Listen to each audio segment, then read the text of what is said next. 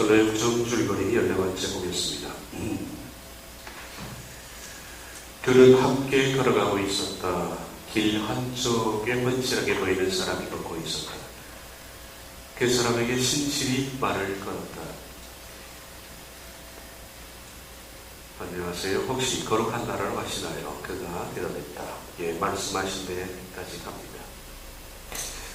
잘 됐군요. 함께 가면 좋을 것 같은데 어떠세요? 길동무로 받아주신다면 저야 그저 고마움을 따름입니다. 그럼 잘 됐네요. 선한 일에 관해 나눕시다. 크리스천과 신실이 길을 가다가 이제 한 사람을 만나는 장면입니다. 신실의 말이 기다렸다는 듯이 그가 말했다. 선한 일에 관해 대화하는 것게 얼마나 유익한지 알고 계신 분들과 만나게 돼서 말할 수 없이 기쁩니다. 솔직히 말해서 요즘 같은 세상에 누가 여행을 하면서 선한 일을 화제로 삼아 의견을 주고받으며 시간을 보내려 하겠습니까? 그저 쓸데없는 소리나 하면서 세월을 낭비하기 일쑤죠. 그것만 생각하면 속이 상해 못 견디겠습니다. 그런 생각을 가진 분과 함께 걷다니 벌써 신이 납니다. 신실의 말입니다. 신실의 말에 그는 따뜻하게 대고 있다. 선생님의 말씀에는 확실히 넘치는군요. 굳이 덧붙이자면 하나님의 일을 두고 대화할 때만큼 유익하고 유쾌한 게 없습니다. 아울러 역사나 신비, 기적, 표적과 경이로운 사건들을 알고 싶다면 성경을 봐야 합니다. 그의 말에 신실은 깊이 매료되었다. 하늘의 일이든 세상 일이든 도덕적이든 복음이든 거룩하든 불경스럽든 과거든 미래든 국내 일이든 국외 일이든 중요하든 사소하든 그런 거침이 없었다. 이 사람은 굉장히 좀 박식한 사람입니다. 어떤 얘기에 대해서도 아주 박식하고 그리고 꽤나 정확한 지식을 가지고 있었던 사람 같습니다. 신실은 한 발짝 뒤로 물러나 뒤따라오던 크리스천에게 말했다. 참으로 훌륭한 길벗을 만난 듯합니다. 대단한 순례가 될 것 같지 않습니까? 신실의 말에 크리스천은 빙그레 웃으며 말했다. 형제님이 깜빡 넘어간 저 친구 정도라면 노련하게 혀를 놀려서 속모르는 이들 20명쯤은 넉넉히 구슬릴 수 있을 겁니다. 그렇게 비판적으로 말하니까 신실이 깜짝 놀라서 저 일을 아세요? 그렇게 묻습니다. 크리스천이 말하기를 어쩌면 저 양반보다 더 잘 알죠. 신실이 제청하자 크리스천이 말했다. 허풍선이라는 친구입니다. 우리랑 같은 지역 출신인데 허달변이라는 자의 아들이고 주저리가에 살고 있어요.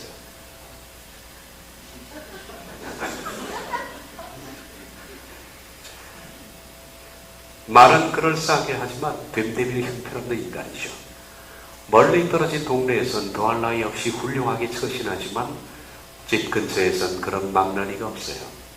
누구와 동행이 되면 무슨 이야기든 다 할 수 있는 작자입니다. 지금 형제님에게 했던 말을 주점에서 술을 마시면서 똑같이 하고 남은 인간입니다. 들키면 들킬수록 더 말이 많아지죠. 모든 게 그저 말뿐입니다. 신실히 말하기를 맙소사 제가 깜빡 속아 넘어갔던 셈이네요. 크리스천의 말입니다. 그렇습니다. 그들은 말만 하고 행하지 않는다는 말씀을 기억하세요. 저자는 기도도 없고 죄를 회개한 흔적도 없어요. 저자를 아는 자들 가운데는 칭찬하는 이가 한 사람도 없어요. 실상을 본 사람들은 악마라고 입을 모으죠. 얼마나 난폭하고 무례한지 조금만 비에 거스려도 고함을 지르고 날뛴답니다. 얼마나도 돈거래를 해본 이들은 사기꾼과 동업하는 것이 낫다고 혀를 찹니다. 살살 꼬드겨서 재물을 빼어내가는 재주라면 허풍선이 협작꾼보다 더 악독하고 흉악꾼보다 훨씬 뛰어납니다. 신실의 말입니다. 형제님이 이 나쁜 마음을 품고 중상모략하거나 험담을 늘어놓을 리가 없으니 경고를 사실로 믿겠어요. 크리스천이 말하기를 허풍선을 처음 만났더라면 나라도 호감을 가졌을 거예요. 하지만 내 눈으로 똑똑히 본 데다가 훌륭한 크리스천들의 그리스도인들에게 저자에 얽힌 수치스러운 소문을 들은 터라 이처럼 한 점 망설임 없이 못된 인간이라고 말할 수 있는 겁니다. 신앙의 핵심은 실천에 있어요. 하나님 앞에서 정결하고 더러움이 없는 경건은 곧 공화와 과물을 또 환난 중에 돌아보고 또 자기를 지켜 세속에 물들지 아니하는 그것이라는 말씀을 몸소 실천에 옮기는 거죠. 허풍스러운 입으로 능란하게 설명할 줄 알면 훌륭한 그리스도인이라고 아는 거예요. 자기 영혼은 기만한 셈이라고 할까. 마지막 날이 오면 누구나 열매에 따라 심판을 받을 것이라는 걸 명심해야 합니다. 아시다시피 수수대의 관심사는 열매뿐입니다. 책을 더 보시면 크리스천이 이 허풍서로 물리치는 방법을 신실하게 일러줍니다. 그래서 그대로 했더니 허풍성이 좀 있다 화를 폭발적으로 내죠. 그러면서 갈라서는 장면이 나옵니다.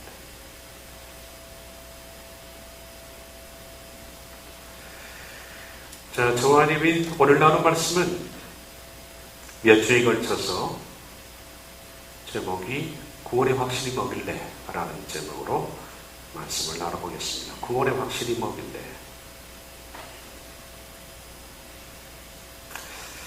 지난주 말씀에 읽었던 말씀 성경 몇 구절을 보겠습니다. 베드로전서 2장 1절에서 2절. 그러므로 모든 악독과 모든 기만과 외식과 시기와 모든 비방하는 말을 버리고 갓난아이들 같이 순전하고 신령한 젖을 사모하라. 이는 그로 말미암아 너희로 구원에 이르도록 자라게 하려 함이라. 구원은 잘하는 것이다. 구원은 한 번 받으면 완성을 받는 것이 아닙니다. 구원은 처음부터 자라나는 것이다. 자라기 위해서는 하나님의 말씀에 순전한 젖을 사모하면서 먹고 자라야 한다. 에베소서 4장 13에서 15절. 우리가 다 하나님의 아들을 믿는 것과 아는 일에 하나가 되어 온전한 사람을 이루어 그리스도의 장성한 분량이 충만한 데까지 이르리니 이런 우리가 이제부터 어린아이가 되지 아니하여 사람의 속임수와 간사한 유혹에 빠져 온갖 경원의 풍조에 밀려 요동하지 않게 하리 함이라. 오직 사랑 안에서 참된 것을 하여 범사에 그에게까지 자랄지라. 그는 어린이 곧 그리스도라. 마찬가지로 우리가 예수님에게까지 자라라. 그에게까지 자라라. 예수님을 닮도록 해라라는 뜻입니다. 그래서 온전한 사람이 되라. 구원은 분명히 성장하는 것이며 자라는 것입니다. 자라지 않는 것은 결코 구원이 아닙니다. 그러므로 우리는 자라면서 성장하면서 구원을 증명해 내어야 합니다. 히브리서 2장 1절에 3절. 그러므로 우리는 들은 것에 더욱 유념함으로 우리가 흘러 떠내려가지 않도록 함이 마땅하니라. 구원은 흘러 떠내려갈 수 있다. 우리가 하나님 말씀을 듣고 그것에 유념하는 거예요. 깊이 마음을 두고 되새겨서 그 말씀을 붙들고 있지 않으면 우린 떠내려갈 수 있다.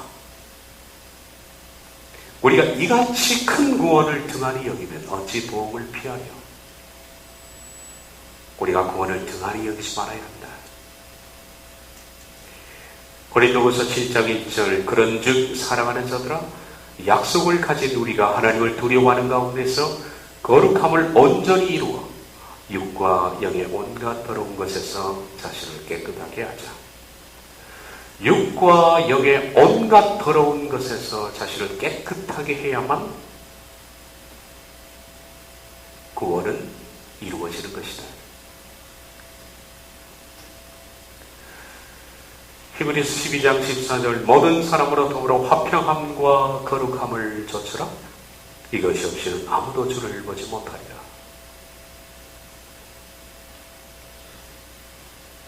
요한일서 3장 3절. 주를 향하여 이 소망을 가진 자마다 그의 깨끗하신 것 같이 자기를 깨끗하게 하느니라. 우리가 성경을 어느 대목을 끄집어내도 성경에서 구원에 관한 것은 명백합니다. 아주 명백합니다. 구원은 두려움입니다. 구원은 떠내려갈 수 있기 때문에 두려워하라 그렇게 말합니다. 떠내려갈 수 있다. 구원에서 떨어질 수 있다. 실종할 수 있다. 그러므로 너희는 소망 가운데에서 자신을 깨끗하게 해라. 계속 강조하는 대목입니다. 주님을 뵙기 위해서 육과 영의 온갖 더러운 것에서 깨끗하게 하려는 발부둥, 그것을 구원이라 그렇게 부릅니다. 그런데 이렇게 십자가의 길을 따라서 두렵고 떨림으로 자신을 깨끗하게 하며 소망 가운데에서 두려워 떠는 순례의 길을 가고 있는 사람들에게 한마디로 그렇게 할 필요 없다라고 못 박는 얘기가 하나 있습니다. 이 얘기를 잘못 들으면 순례자들의 발걸음이 멈춰질 수가 있다. 그게 뭐냐 하면 구원의 확신이라는 얘기입니다. 언제부터 이 얘기가 한국교회에 돌기 시작했느냐 하면 그 이전에는 구원의 확신에 관한 말은 별로 듣지 못했을 겁니다. 1984년 5년경쯤부터 이 얘기가 한국교회에 나돌기 시작했습니다. 제가 신학대학을 다니고 있을 때입니다. 대학 부과정이었는데 그때 소위 말해서 제자훈련이 들어오면서 제자훈련에서 계속 강조되는 것이 구원의 확신이었습니다. 한국교회는 제자훈련에 열풍이 왔습니다. 그래서 그 뒤로 90년도를 넘어서면서 너나 나나 할 것 없이 교회 제자훈련을 개설하기 시작했습니다. 바로 그 제자훈련에 총 3권으로 되어 있죠. 1권, 2권, 3권. 2권이 교리편입니다. 주로 로마서 8장을 다루는 제자훈련 2권에서 강조되는 것이 뭐냐면 구원의 확신입니다. 너는 구원을 확신하느냐? 구원을 확신하지 못하면 구원이 없다. 이 얘기가 무슨 성경에서 꼭 그 진리로 말씀하는 것처럼 사람들이 오해했습니다. 근데 성경에 어디를 뜯어봐도 구원의 확신이 있는 그것이 중요하다고 외친 것은 아무 군데도 없어요. 근데 왜 구원의 확신을 강조할까요? 그럼 구원의 확신이 구원에 무슨 영향을 미칠 거예요? 지금도 사람들은 그렇게 스스로들에게 말합니다. 나는 정말 구원의 확신이 있는가? 미혹의 소리에 가깝습니다. 근데 한번 이렇게 질문해 보세요. 과연 구원의 확신이라는 게 필요나 한 것일까? 이게 필요한 겁니까? 왜 구원의 확신을 가져야 합니까?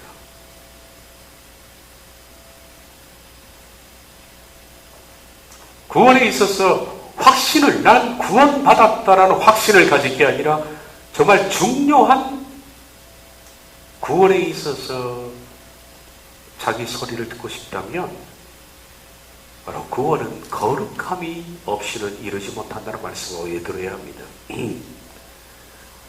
요한일서 3장 3절에 주를 향하여 이 소망을 가진 자마다 그의 깨끗하심과 같이 자기를 깨끗하게 하느니라. 이런 말이 필요하지. 나 구원받았어. 100번 외친들 그것이 뭐 중요하겠습니까? 지교하면 그분께 그러한 소망을 가지고 있는 모든 자들은 그분께서 거룩하신 것처럼 자기 스스로 거룩해야 합니다. 이게 더 중요한 거죠. 나는 거룩한가? 나는 정말 주님의 거룩하심을 담고 있느냐? 이걸 물어야 할 대목입니다. 너는 구원에 있어서 두려워하고 있느냐? 당신은 두려워하고 있습니까? 당신은 지금 구원의 길을 두렵고 떨림으로 가고 있습니까? 그리고 두 번째, 주의 거룩하심처럼 당신은 거룩하게 되고 있습니까? 그리고 당신의 삶 속에는 구원을 확인할 수 있는 열매라는 것이 맺히고 있습니까? 오히려 이런 질문이 더 중요한 질문 아니겠습니까? 근데 이런 모든 것들을 제껴놓고 구원의 확신, 그게 도대체 뭐길래 성경에도 없는, 당신 구원에 확신합니까? 제가 오디오 파일을 틀어줬으면 좋겠습니다. 일반적으로 모든 교회에서 하는 어떤 집회 현장입니다. 목사님이 나오셔서 그 수많은 몇천 명의 성도들에게 그렇게 말합니다. 여러분, 예수 그리스도께서 나를 위해서 십자가에 못 박히셨습니다. 그걸 믿는 자들은 구원을 받습니다. 이 사실을 확신하십니까? 모든 성도가 아멘. 그 정도 복창 가지고 안 됩니다. 더 크게. 그랬더니 한 3번 하니까 천장이 무너질 정도로 아멘. 여러분들은 확신하셨으니까 이미 구원받았습니다. 이게 보편적으로 하는 얘기들입니다. 그러나 이게 얼마나 심각한 오류며 몽땅 다 쓸어 지옥으로 보내는 아주 무서운 외침인지 모른다. 이걸 물어야 할 문제가 아닙니다. 교회 나온 지 얼마 됐다고. 삶은 개판으로 살아도 교회에 나와서 권사되고 장로되고 목사되고 예배당에 앉아서 예배드리고 헌금 내고 있다. 삶이 어쨌든 간에 나 구원받았습니다 라고 외치고 확신합니다. 나 지금 죽어도 천국 가는 걸 믿습니다. 그런다고 천국 가냐? 그런데 왜 그런 쓸모없는 확신들을 강조하고 그 확신을 가지면 구원에 있어서 흔들리지 않는다는 그 얘기를 주입시켜서 그 사람으로 하여금 구원에 있어서 두렵고 떨림, 거룩함, 열매 이런 모든 삶을 몽땅 다 빼앗아 가느냐? 이 날도덕이죠. 이건 도덕입니다. 그 사람의 모든 구원의 여정에서 필요한 거룩한 삶을 몽땅 다 앗아가 버리는 도적 같은 얘기가 확신하십니까? 예, 구원받았습니다.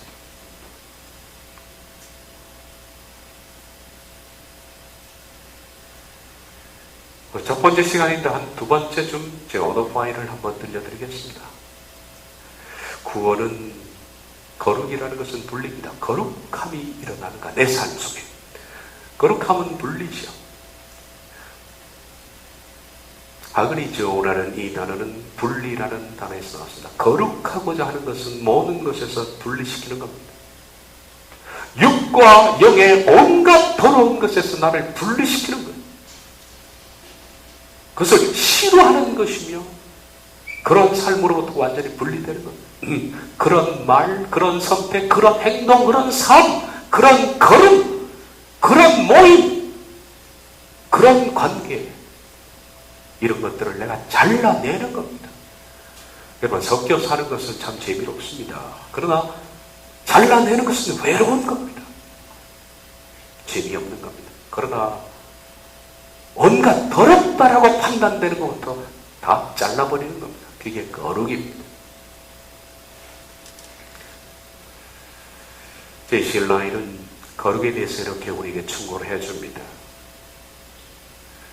첫 번째, 거룩이라는 것은 하나님의 생각을 마음에 품는 습성이다. 두 번째, 죄로 드러난 모든 것을 피하고 모든 계명을 지키려고 애쓰는 것이다. 세 번째, 예수님처럼 되고자 분투합니다. 네 번째, 온유와 오래 참음과 양선과 인내와 친절한 성품을 추구하고 혀를 다스리려 애쓰는 것이다. 다섯 번째, 자기를 부인함과 절제합니다. 여섯 번째, 형제와 형제 우애에 애를 쓰는 것이다. 일곱 번째, 순전한 마음을 추구하는 것이며 여덟 번째, 하나님을 경외하는 것이고 아홉 번째, 다른 사람을 자비의 정신으로 대하는 것이며 마지막 열 번째, 영적 사고방식을 가지고 사는 것이다. 영적 사고방식이라는 것은 성령으로 육체를 죽이는 겁니다. 모든 매사에 있어서. 물론 한 목회자의 얘기지만 그래도 우리가 들어볼 만한 얘기들이 있습니다. 이런 것들이 거룩이다.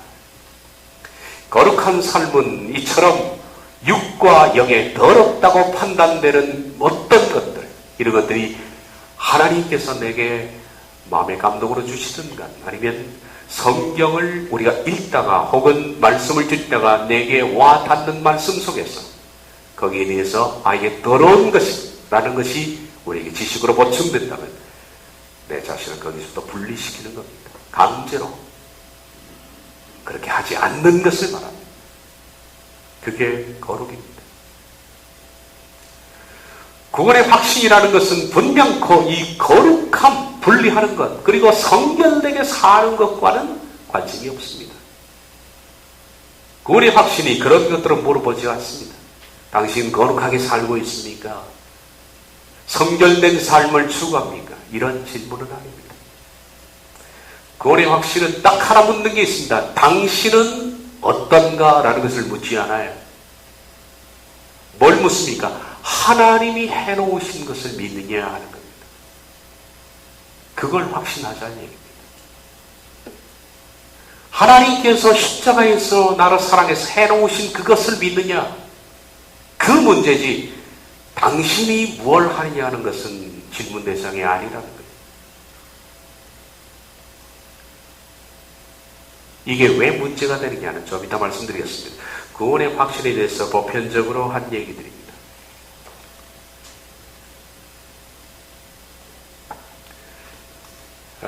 이건 보편적으로 나온 얘기인데 설교의 한 대목입니다. 어떤 분의 설교인지는 모르겠습니다. 예수님이 십자가에 못 박혀 죽음으로 우리를 위한 희생 제물이 되셨다. 이러한 예수님의 대속의 죽음과 부활의 공로로 하나님께서는 당신을 죄가 없는 자로 인정하신다.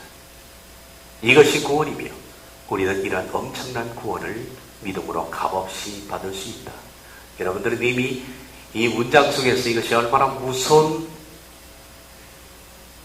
뜻인지 하는 것을 발견할 수 있을 겁니다. 하지만 우리들은 감정에 휩쓸려 구원의 확신을 의심하며 흔들리기도 한다. 수많은 의혹과 초조를 물리치고 확신 가운데 기쁨을 누리게 되는 비결은 하나님 말씀을 있는 그대로 받아들이는 것이다. 구원은 우리가 얼마나 큰 믿음을 가지고 얼마나 열심히 믿고 있느냐에 달려있는 것이 아니다.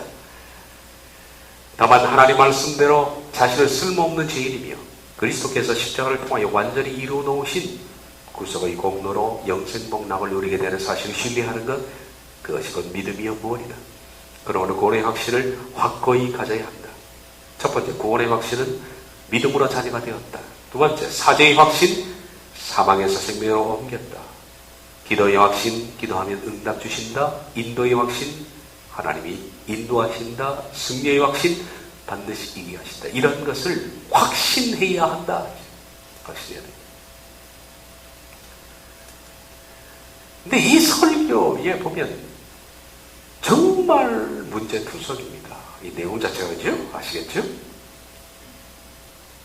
구원의 확신을 갖자는 것은 하나님께서 인간을 위해서 해놓으신 구원의 길을 열어놓으신 그 자체만 믿는 겁니다.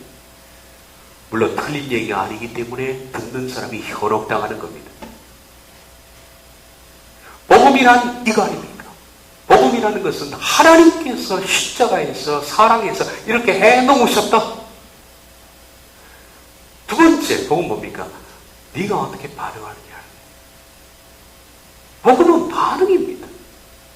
네가 이렇게 길을 열어놓았으니 그 하나님의 은혜에 당신이 어떻게 반응해 나오느냐에 따라서 구원의 길은 달라지는 거 아니에요. 근데 구원의 확신은 내가 어떻게 반응하느냐, 성결과 거룩과 열매를 맺는 삶, 이런 것들은 완전히 제껴놓고 하나님이 하신 것만 믿는 거예요.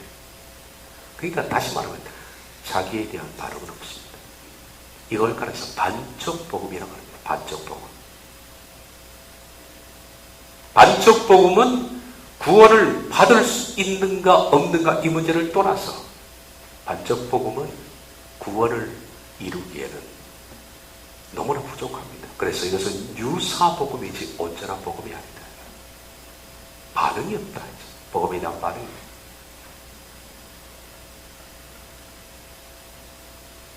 복음이라는 것은 하나님이 해놓으신 그 복음에 대해서 나의 책임 있는 반응입니다.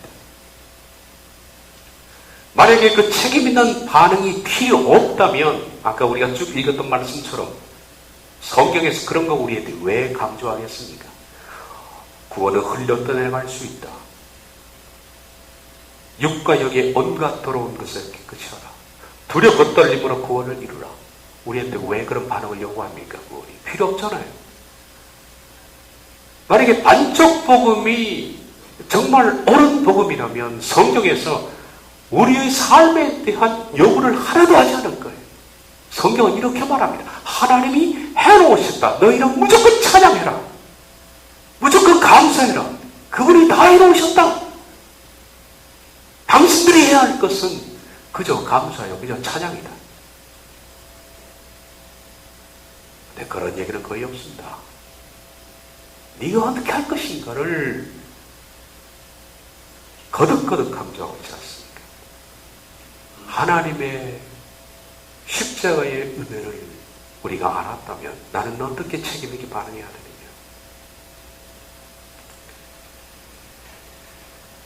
근데 왜 이렇게 구원의 확실을 강조할까요?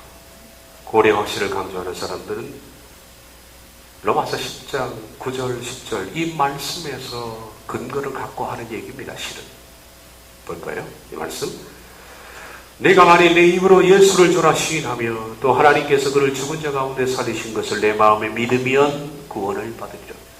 사람이 마음으로 믿어 의에 이르고 입으로 시인하여 구원에 이르니 이 말씀 때문에 그토록 입으로 구원받았습니다. 구원받았습니다. 이걸 확증하기를 원하는 거예요.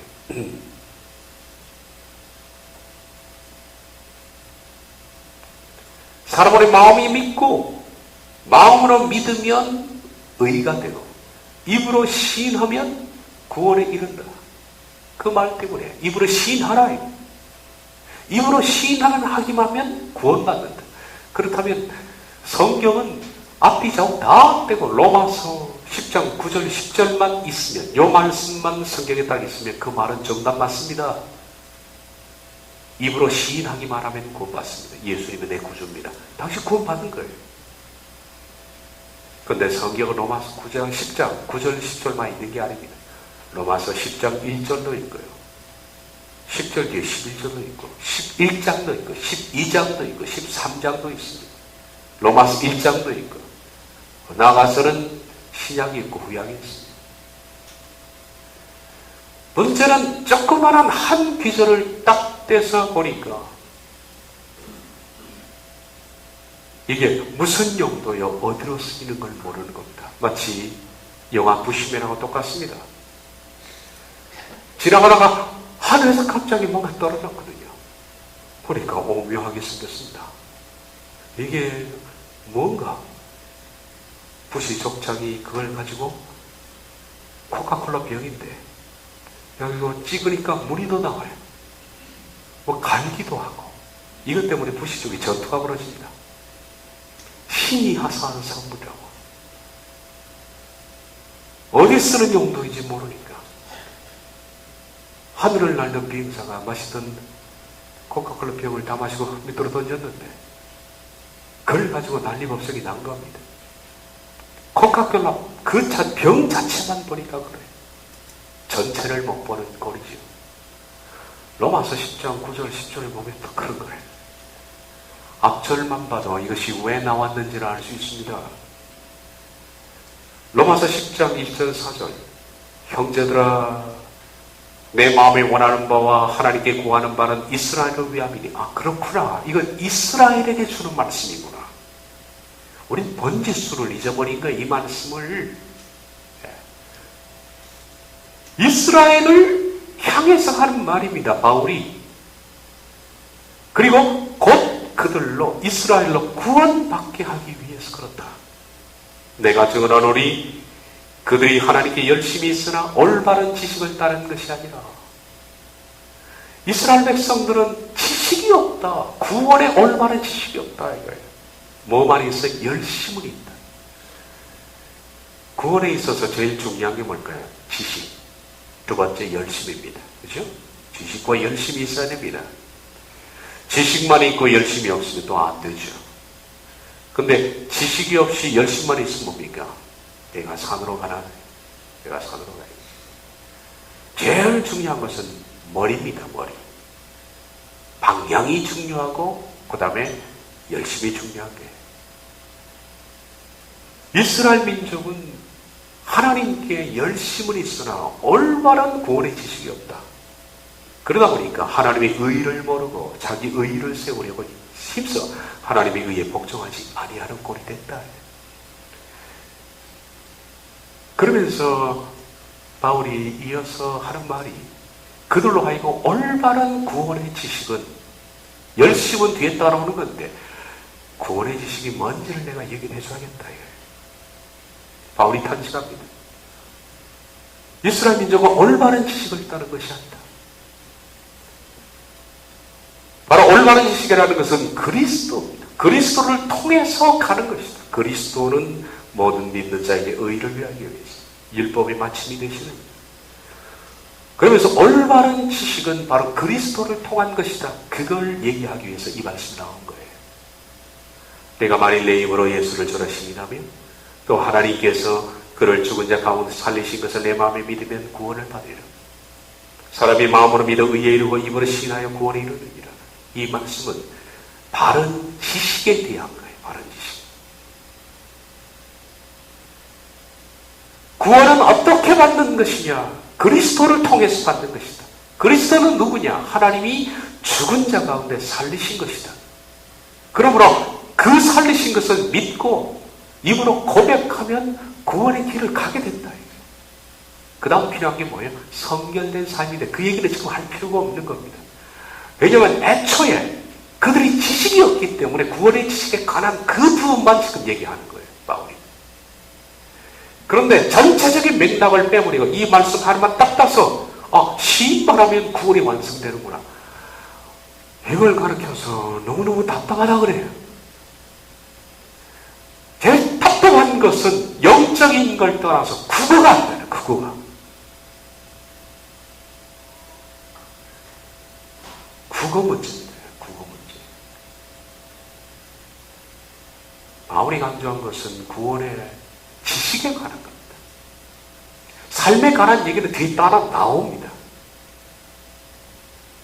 그리고 이어서 11장으로 넘어가면 입으로 시인해서 구원받는다. 그 지식에 보충해서 만약에 너희 삶이 따라오지 않는다면 너희도 하나님 버리신다는 말씀이 이어서 나와요. 넘어가서 11장 17절 22절 보겠습니다. 또한 가지에 얼마가 꺾였는데 돌 감람나무인 내가 그들 중에 접붙임이 되어 참 감람나무의 뿌리의 진액을 함께 받는 자가 되었으니 그 가지들을 향하여 자랑하지 말라. 자랑할지라도 내가 뿌리를 보전하는 것이 아니요 뿌리가 너를 보전하는 것입니다. 그러면 내 말이 가지들이 꺾인 것은 나로 접붙임을 받게 하리 함이라 하리니 옳도다. 그들은 믿지 아니하므로 꺾이고 그들은 이스라엘은 믿지 아니하므로 꺾였다. 너는 믿음으로 접붙임을 받았다. 높은 마음을 품지 말고 도리어 두려워하라. 하나님이 원가진 이스라엘 민족도 아끼지 아니하였은즉 너도 아끼지 아니하리라. 그러므로 하나님이 인자하심과 준엄하심을 보라. 넘어지는 자들에게는 준엄하심이 있으니 너희가 만일 하나님의 인자함에 머물러 있지 않으면 그 인자가 너희에게 있으리라. 그렇지 않으면 너도 지키는 바되라. 너도 지킨다. 너도 지켜 죽을 수 있다. 어디 구원에 있어서 삶이 강조 안 되어 있습니까? 로마서 10장 9절 10절 입으로 시인하여 구원의 길을 가는데 만약 그럼에도 불구하고 네 삶이 수반되지 않으면 너도 지킨다. 구원에 관해서는 로마서 9장 10절만 볼 게 아니라 11장까지 다 봐야 합니다. 통칭해서 구원을 얘기하는 것입니다. 지금. 그런데 구원의 지식에 관한 그 말씀만 빼내가지고 지금 뭐하고 있습니까? 코카콜라 병으로 무리 만들고 짓기 놀이하고 그러고 있는 거예요. 부시종들. 로마서 9장 10절 9절 10절은요 구원의 확신을 가져라는 말로 주신 말씀이 아닙니다. 이걸 쉽게 말하면 11장까지 연계해서 보면 제가 이렇게 말을 만들어 봤습니다. 바울이 하는 말입니다. 이스라엘 사람들이요. 이스라엘에게 주는 말씀이 있죠. 이스라엘 사람들이요. 당신들이 율법을 통해서 구원을 얻으려는 것은 잘못된 것입니다. 내가 바른 지식을 주겠습니다. 그것은 그리스도를 통한 것입니다. 그리스도를 통해야만 구원을 받는 것입니다. 그러므로 그리스도 예수님을 주로 시인하며 그분이 죽음 가운데 살리심을 받은 것을 믿고 입으로 시인해야 구원의 길을 가는 겁니다. 그리고 이것을 믿고 있는 이방인들에게 내가 말합니다. 이게 11장입니다. 이방인들 잘 들으십시오. 여러분은 유대인들이 발견하지 못한 올바른 지식을 가졌지요?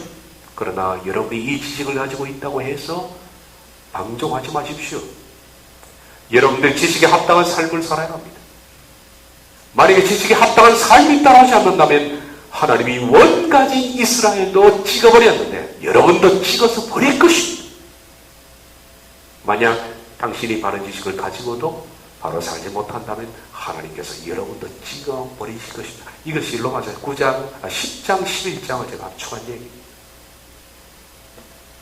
구원에 확신이 할 거 없어요, 여러분. 입으로 시인해서 구원받는 거 아닙니다.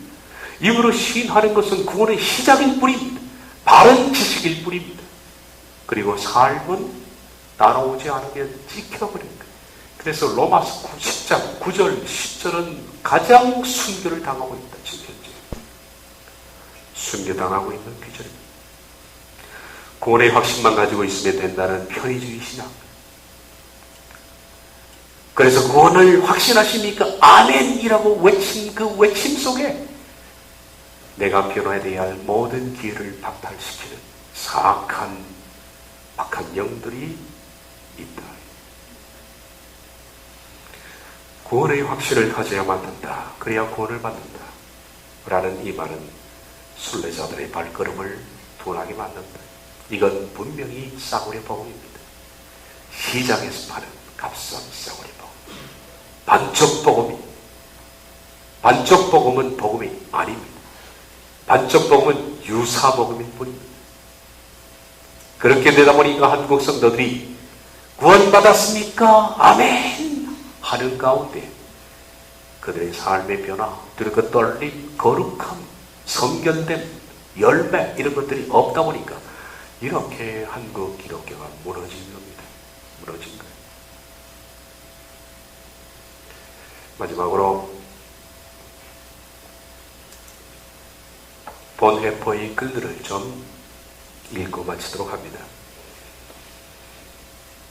값싼 은혜란 회개를 요구하지 않고 용서에 대해 설교하는 것, 교회 훈련이 없는 세례, 신앙 고백이 없는 성찬식, 개인적인 죄의 고백이 없는 죄사함이다.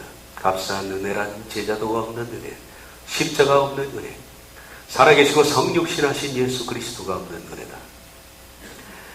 그리스도가 선물로 주신 생명은 죽음의 대가였다. 이세원 삶은 쉽게 혹은 값싸게 유지되지 않는다.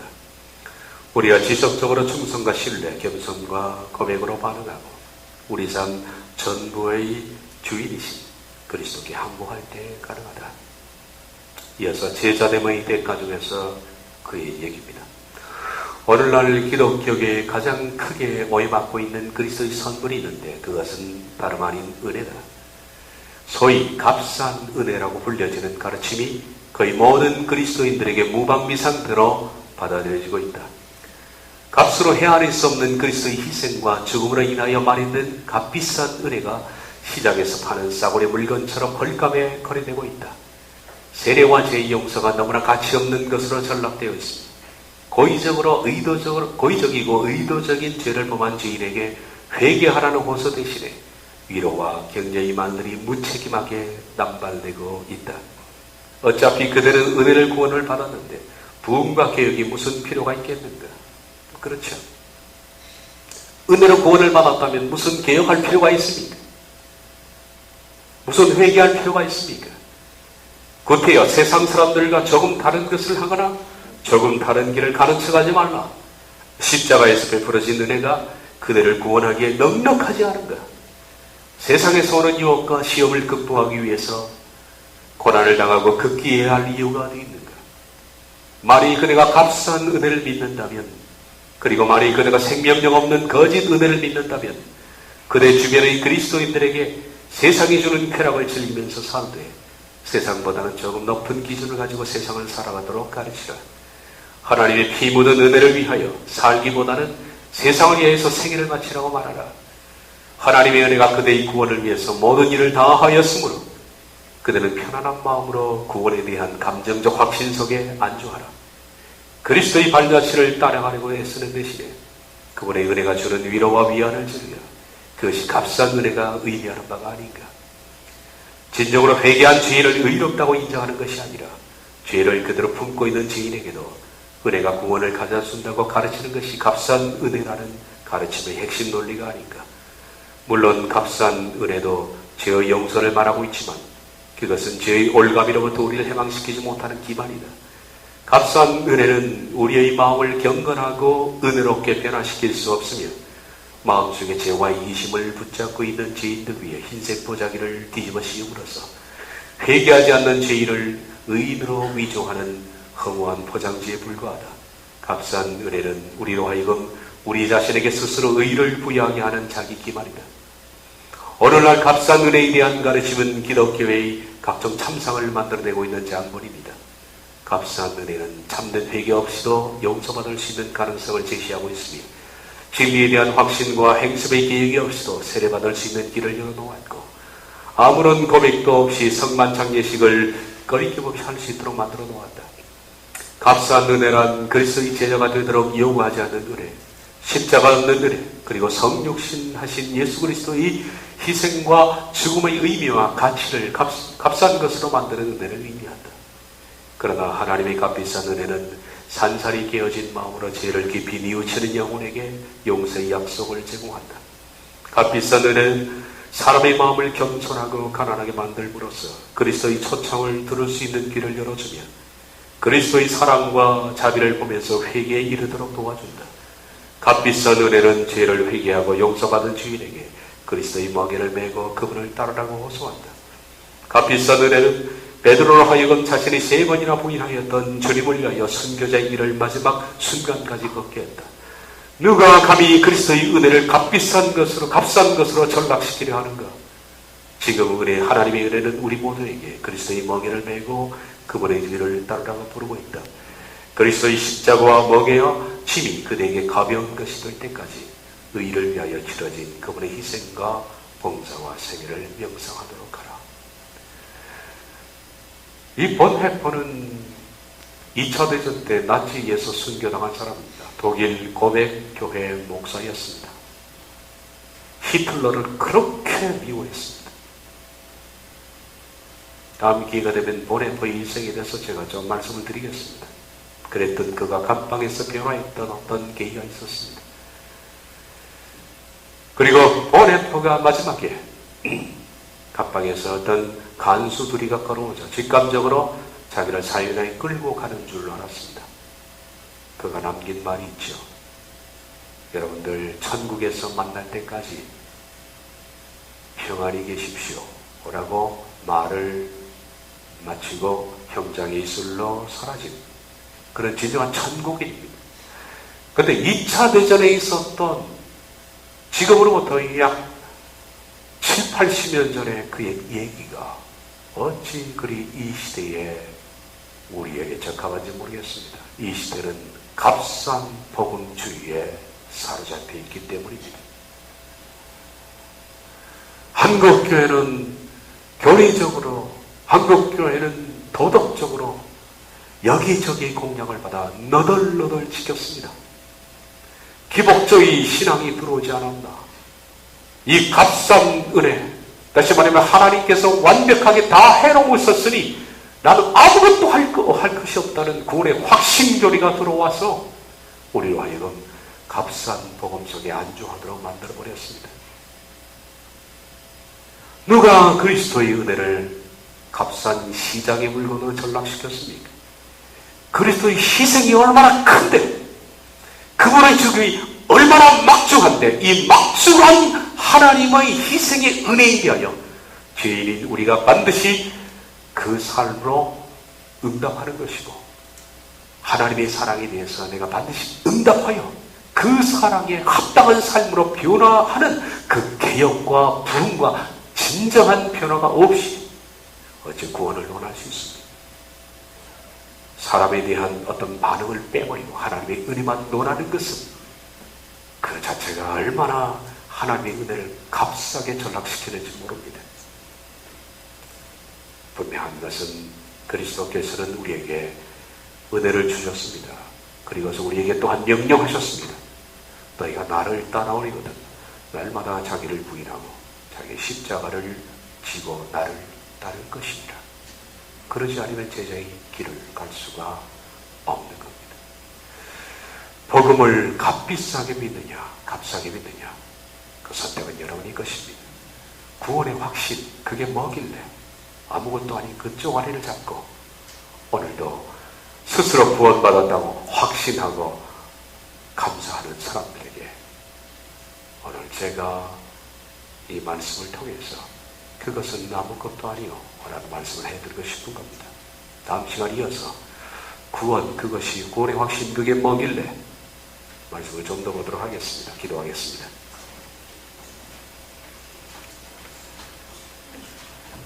싸구려 은혜라고 생각하고 반쪽 복음을 붙들고 있는, 과거에 우리도 그래왔지만 그 사고에 젖어 있는 유사 복음에 붙들려 있는 사람들을 긍휼히 여기시고, 또한 저희들이 온전한 복음 속에 그러한 엄청난 복음을 주셨으니 우리도 그 복음에 믿진 자로서 바로 반응하여 살아갈 수 있도록 모두에게 각성과 개혁과 부흥과 그리고 진정한 갱신을 허락해 주시옵소서. 예수님의 이름으로 기도하옵나이다. 아멘.